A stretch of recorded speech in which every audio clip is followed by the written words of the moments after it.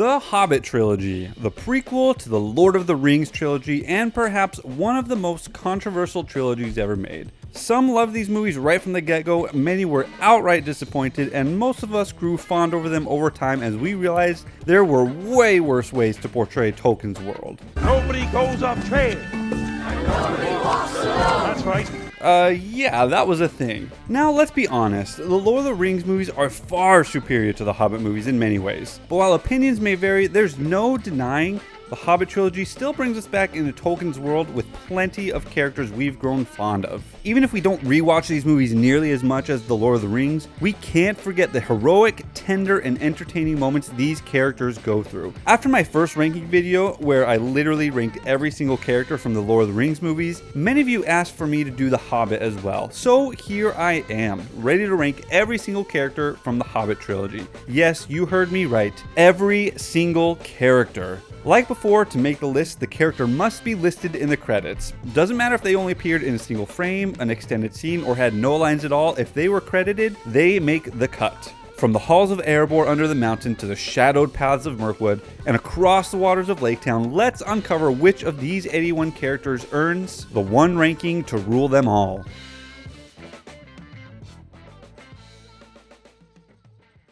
'81 Orc Underling, just a random orc shown in Dol Guldur. 80 Olga, this woman running amongst all the chaos somehow made the credits, I guess? 79 Astrid, a simple girl who survived the attack at Lake Town. 78 Net Mender, doing exactly what his name says, mending nets. 77 Ragish, a warg-riding general of sorts for the orc army. 76 Saori, a guard of Lake Town who has nothing better to do than blindly follow dumb orders. 75 Old Fisherman, a humble-looking old man fishing out of necessity. 74 Lethuin, our first of many elves in these movies who appear to be straight-up a-holes. 73 Fredegar Chubb, this friendly-looking hobbit fellow who only shows up in the extended edition. 72 Old Hob, don't know much about Old Hob other than he too appears friendly and only shows up in the extended editions. 71 Master Worrywart, the first of our characters who actually has a line in the films asking Bilbo where he's off to. He earns the 71st spot here. 70 Squint, doesn't say anything but obviously looks intimidating and up to no good. 69 Braga, the master of Lake Town's head guardsman who cares more for himself and gold than helping those he is meant to serve. 68 Fishmonger, in Bard's desperate moment to hide the dwarves, this fishmonger comes clutch. 67 Elros, an elf of the Woodland Row who appears to have the job of closing the doors. 66 Belladonna Took, the mother of our main protagonist, Bilbo Baggins. 65 Othos Sackville Baggins. Who likes this dude, honestly? Just a jerk through and through. 64 Galion, the elf whose drunkenness allows for all our heroes to escape mostly undetected. 63 Stallkeeper, a man of Lake Town who really isn't all that helpful when Bard is looking for a historical and important tapestry. 62 Old Gamgee, another humble looking hobbit of Hobbiton. 61 Fimbul, our first orc with dialogue. Honestly, seems like a wimp for an orc. 60 Tosser Grub, ah yes, the auctioneer selling all of Bilbo's things. While we don't know for certain that he knew Bilbo firsthand, I always found it a bit silly he required some proof Bilbo was actually Bilbo. 59 Dwarf Miner, the dwarf who finds the precious Arkenstone. 58 Farron, I swear his job is just to always deliver bad news. 57 Old Took, Bilbo's grandfather and the famous hobbit who lived longer than any other hobbit. That is, until Bilbo came along. 56 Keeper of the Dungeons. Fun fact, this was Azog the Defiler's original look. Instead, he's the orc to nearly take out Gandalf. 55 Butterbur Sr. Although we barely see much of him, we easily get the sense that this great housekeeping has been passed down multiple generations at the Prancing Pony. 54 Yazneg. Honestly, not really intimidating for an orc and comes off as a coward. 53 Bill Ferny Sr. We get a little glimpse here as to why Bill Ferny from the Lord of the Rings trilogy is so malicious. 52 Betsy Butterbur, a great hostess and another cameo of Peter Jackson's daughter. 51 Lindir. Hey, he has a name in this trilogy. Once again though, just always seems like he's on the verge of tears and always uncertain of what to do. 50 Thror. Yes, he's the grandfather of Thorin Oakenshield, a great hero, but Thror is far more greedy and gets little to no respect from me. 49 Goblin Scribe. I like this guy, just a funny looking little goblin. 48 Narzug, the first of our orcs who truly seems dark and twisted and not just physically intimidating. While I've always been confused at what this is exactly, he's an orc that portrays evil pretty well. 47, Grinna, one of the only goblins to have a line after capturing our dwarves. 46, spiders. The offspring of Shelob, these spiders add a nice creepy element, as well as some mild comedy with their confusion of Bilbo. 45, Thrain. Unfortunately, we really only see him in this state of insanity, but it's hard to believe he was as greedy as his father Thror. I get the vibes he was a decent dwarf. 44, Bert Troll. To me, he is the most forgotten of the 3 trolls, hence why he ranks last among them. He's just sort of there compared to the other 2. 43, Bifur. Our first of the 13 dwarves, Bifur delivers almost no dialogue and is just, again, sort of there. 42, Dory. A bit of a feminine dwarf, Dory brings some decent humor now and again with his type A personality. 41, Nori. Of all the dwarves, he appears to be the only one with a history of crime, given that he's always engaging in thievery. 40, Gloin. Another dwarf who is just sort of there once again, but he is the father of the great hero Gimli, so he gets a few extra bonus points. 39, Ori. Ori is such a child. I mean, who seriously thinks a slingshot will do any harm here? While he seems way out of his league throughout all the films, his timid nature is what makes him lovable, honestly. 38, Girion, the Lord of Dale who bravely tries to take out the great dragon Smaug, but unfortunately, he does fail. 37, Lobelia Sackville Baggins. Yes, we all hate her guts, but the reason she ranks this high is because her look and nasty snarl is just an accurate portrayal of this character.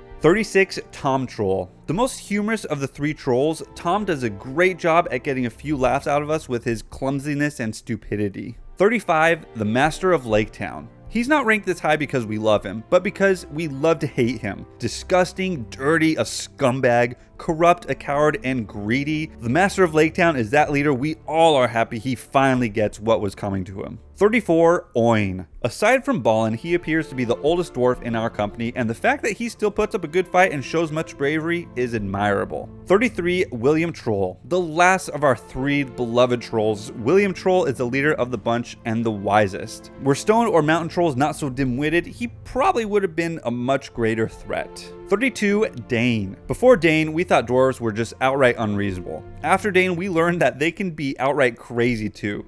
Obviously a great fighter and skilled tactician, Dane overcomes the impossible odds and helps defend Erebor. A little side rant here though, I'm super bummed most of him was CGI, otherwise I imagine he'd be a much more lovable and more entertaining character. 31, Percy. Just an overall good human being, wanting the best outcomes for others, and a loyal number 2 to Bard. 30, Hilda. Much respect for this woman who stands up for herself, helps conceal Bard's plans from the corrupt guards, and rallies up the fellow women to join the fight for Dale. 29, Bomber. This fat lug is very funny, even with his little to no dialogue. His massive size just puts our party in very precarious situations, and although I have a lot of mixed feelings about this barrel scene, it's pretty cool to see that despite his size, he's actually quite a good fighter. 28, Saruman. The Saruman from the original trilogy is far more respected. Not better, just respected, despite his evil acts. Anyways, in The Hobbit, he's just a naysayer and a doubter, making you question why he's even the one everyone looks to for answers. He just seems quite useless, although his fighting scene right here is pretty cool. 27, Beorn. A one-of-a-kind in Middle-earth, Beorn is one of the few characters who truly should never ever be messed with. I'm pretty sure only someone like Gandalf or a Balrog are the only ones who stand a chance against him.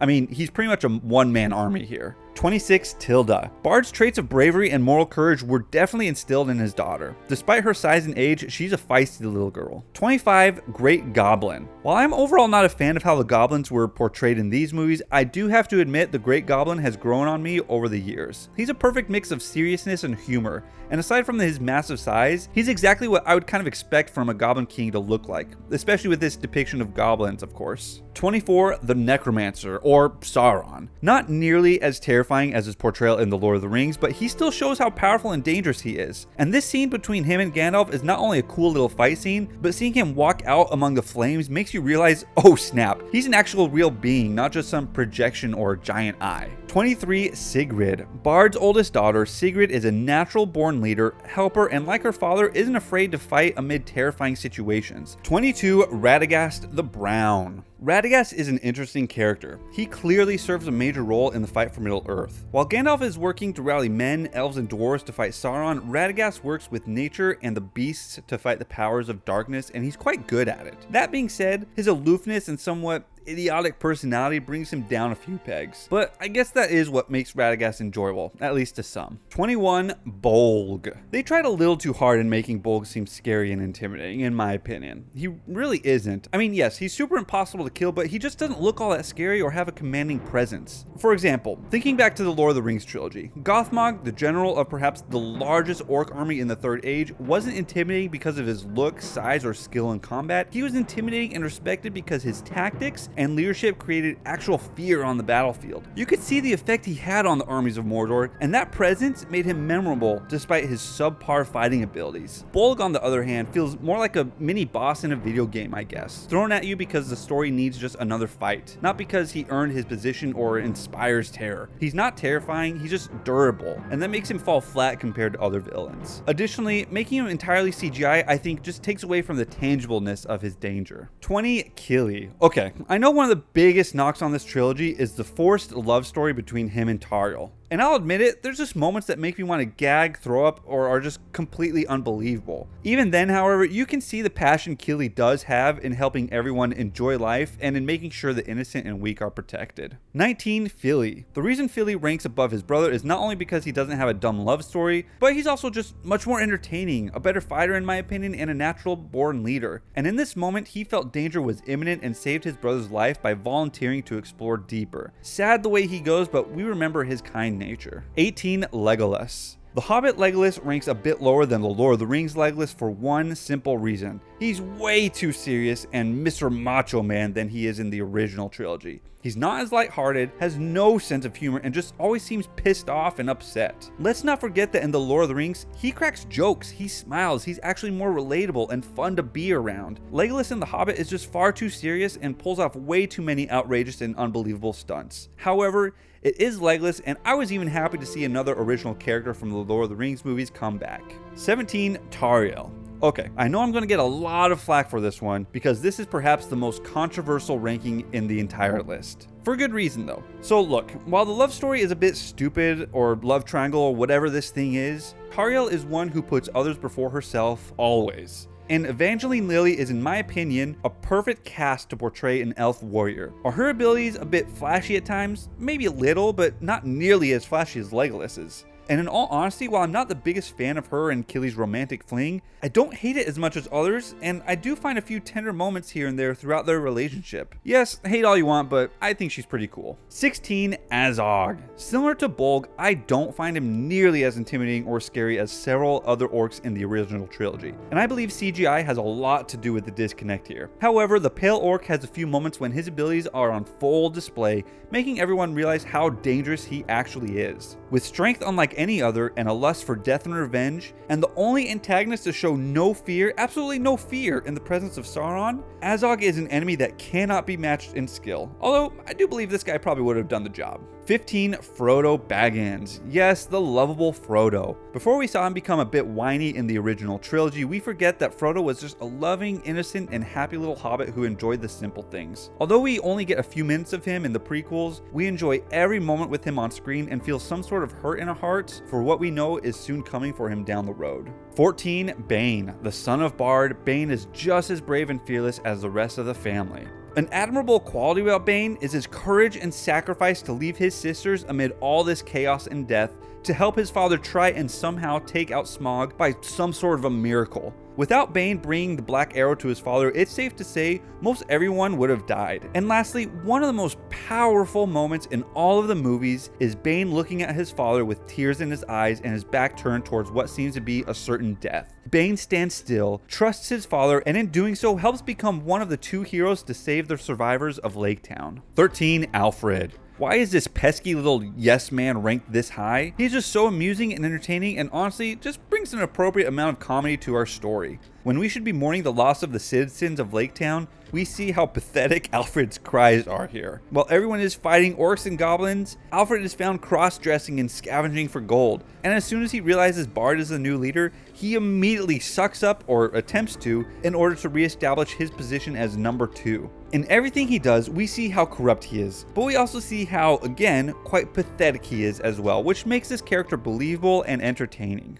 12, Smaug, the great dragon who is the reason for why we even have this great adventure. Smaug ranks 12 on our list because he speaks truth. He's quite intelligent, very charismatic, and in the end, absolutely deadly and dangerous. A bit sadistic as well, like when he licks his chops seeing Bard's son with him. He's menacing and doesn't only use his physical power as a weapon, but his words become weapons as well. And this interaction with Bilbo shows that Smaug enjoys toying with people and learning about other creatures, even if it's only for his own selfish amusement. Again, amidst all the destruction and chaos, he sees this one man standing up to him and thinks, let me stop what I'm doing because I'm simply curious who this guy is. Obviously, he planned on killing Bilbo and Bard in the end, but not before he indulged in some simple curiosity first. 11, Thranduil. In general, elves are portrayed way too serious in Peter Jackson's work, and Thranduil is no exception, except that he's the only elf that I would expect to be uptight and strict and serious. This is what kind of makes him a bit charming and likable. He's experienced dragon breath at some point in his life, he lives in Mirkwood, which is becoming ever more dark and dangerous,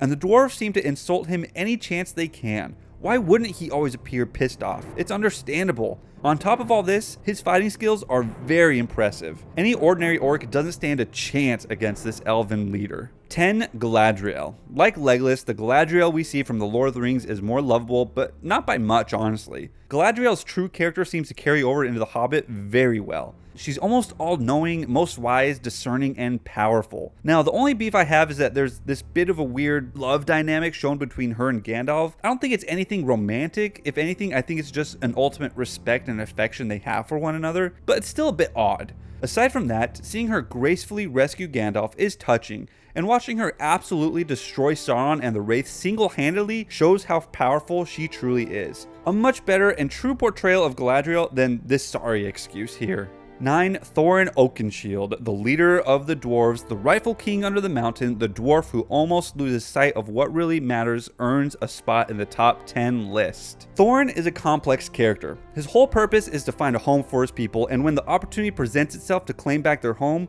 Thorin takes it. However, at times, he takes things too seriously and belittles others, namely Bilbo, and when he finally reclaims Erebor, Thorin becomes so blinded by greed and gold that he fails to see what his true purpose was. It wasn't to reclaim the golden hoard of Erebor, it was to find a home and save his people. Thankfully, he comes to, forgets about the gold, and comes back heroically and humbly to fight off Sauron's armies. And while we may not have as deep of a soft spot in our hearts for him as others such as Bilbo or Balin, we do feel some genuine sadness at his death.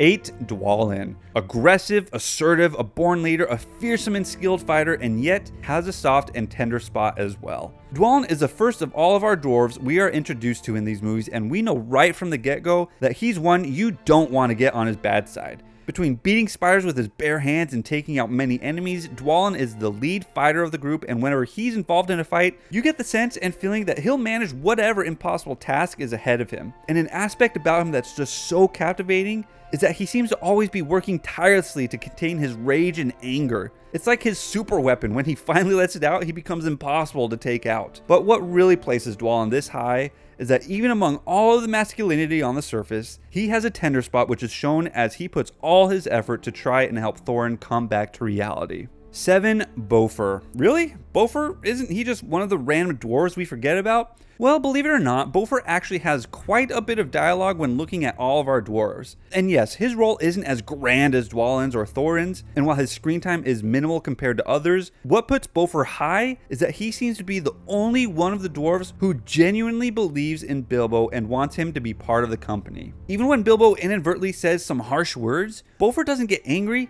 he still remains kind and loving. Additionally, he knows how to have fun and isn't afraid to help get a party going. While not necessarily the most skilled tactician or fighter, he makes up for it with his genuine love and care for others. 6, Elrond, the Master of Rivendell. Elrond is one of the few revisited characters who is just as awesome as when we first saw him in the Lord of the Rings trilogy. One thing I genuinely love about Elrond in The Hobbit that we don't see much of in the original trilogy is that he just seems to be much happier, more pleasant, and a bit more lighthearted. He's welcoming to the dwarves and clearly shows no ill will toward them. And in fact, he seems to be happy and honored to help Thorin and his company in their quest. When the dwarves are being rambunctious in his home of Rivendell, Elrond shows patience and understanding. And lastly, we cannot forget how epic this scene is when he helps save Galadriel and Gandalf. Even if the scene was just an excuse to get an action scene out of Elrond, it doesn't matter because we were all pleased to see a fan favorite character once again show that he's got some excellent fighting skills even 3,000 years later. 5. Balin, the last of the dwarves from our company. Balin earns the top spot.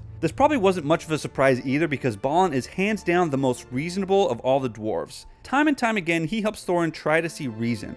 Time and time again, we see Balin's heart hurt as he sees Thorin slowly slipping, and the bond he and Bilbo have throughout this trilogy is a tender one as Balin, like Bofur, seems to care deeply for our beloved Hobbit. Oftentimes, a great leader needs to have one of the ordinaries always have their back and help others see the greatness and potential in them. Balin is the one who truly does rally everyone around him to believe in the quest, believe in Thorin, and believe that they can reclaim Erebor. And at his very old age and short stature, even for a dwarf, he's still able to hold his own in combat. Just a lovely and pleasant dwarf whose years have clearly made him wisest of the entire company. 4. Gollum. How awesome it was to see this intriguing and complex character once again. Even if he only got about 20 minutes of screen time throughout the entire trilogy, it was arguably the best 20 minutes of all the movies. First of all, we love Gollum from the Lord of the Rings, so immediately we have a baseline of our appreciation for him. Secondly, this scene between he and Bilbo is one of great importance, not just for the Hobbit movies, but for the events that will take place over the course of the next 80 years. This scene is so pivotal and a turning point in Bilbo's life, as well as Frodo's, and watching Gollum's vengeance and revenge be born was powerful. Now, aside from these deeper reasons as to why we love him, Gollum ranks this high because he's simply just so entertaining. And as he and Bilbo have the funniest of interactions during the riddles in the dark scene, we cannot help but once again fall in love with Gollum's almost innocent, yet dark and evil nature. Not gonna lie, I'm quite excited to see another reprise in the hunt for Gollum. 3. Gandalf. Ah yes, the Grey Wizard who once again helps move pieces all throughout Middle-earth to get the forces of good to fight the forces of evil. How can we not love Gandalf? As I alluded to in my last video, Gandalf is the perfect balance of being loving and patient as well as firm, blunt, and assertive.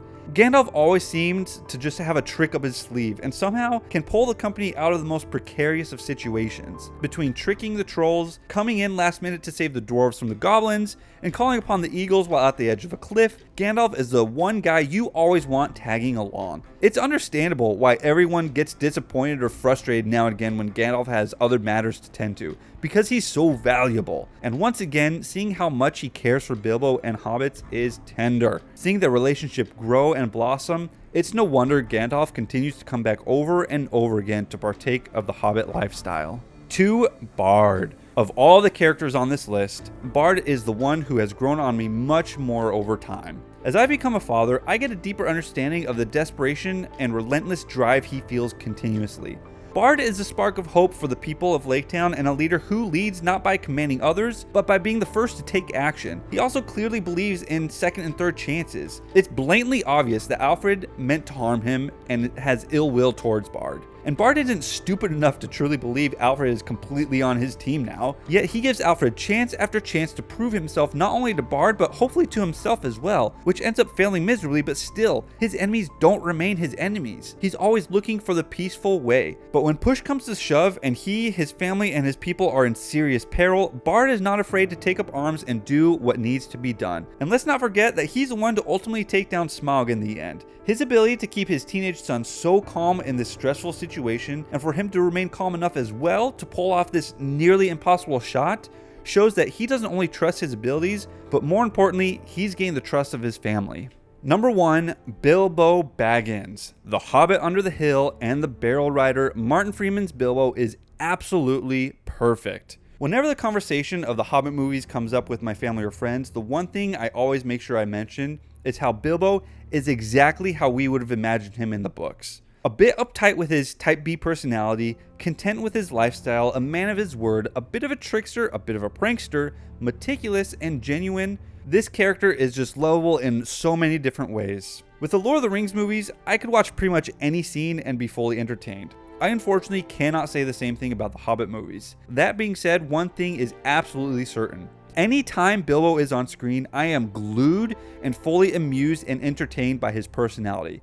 He's always so careful, uncertain, and just has a funny yet relatable quirk with how he carries himself. Even though he seems to always be uncertain and anxious, he handles very stressful situations calmly and with great wit. Coming back to the riddles in the dark, when Bilbo is clearly becoming flustered and frustrated and annoyed with Gollum's impatience, Bilbo comes through clutch. In the face of a great dragon, Bilbo's wisdom in just engaging in playful conversations with Smaug is enough to sneakily avoid what appears to be a certain death. And talk about bravery and courage, Bilbo has perhaps the most out of everyone. He knows he's just a small little hobbit who really can't do much, but that doesn't stop him from doing terrifying things like backstabbing Thorin for the greater good or attempting to free the ponies from the trolls. In the end, Bilbo is just such a playful and lovable character who is very much relatable, entertaining, funny, and caring. If not for Bilbo, the Hobbit Trilogy would sadly be movies we wouldn't feel much of a strong connection to, but thankfully, we do get to see how emotional and sacred his adventurous quest was for him. And for that, Bilbo earns